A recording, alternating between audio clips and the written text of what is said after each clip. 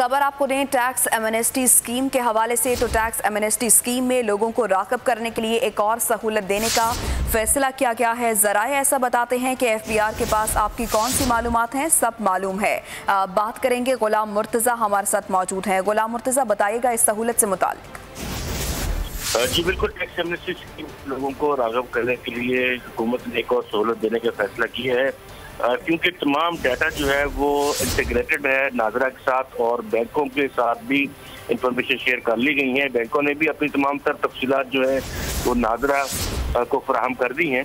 अब तमाम अफराद जो कि पाकिस्तान की शहरी हैं, 18 साल से ऊपर उम्र रखते हैं या उनका कोई भी जायदाद है या उनका अकाउंट किसी बैंक में है, तो उनकी मालूमात जो है वो नाजरा के पास मौजूद है। ज़राए का ये कहना है कि दौलतमंद अफराद अपने बैंक अकाउंट्स और सासाजात की तफसीलात नाजरा सहूलत सेंटर में ऑनलाइन भी देख सकेंगे, क्योंकि ये 1 जुलाई के बाद अवेलेबल कर दी जाएगी वहाँ पे।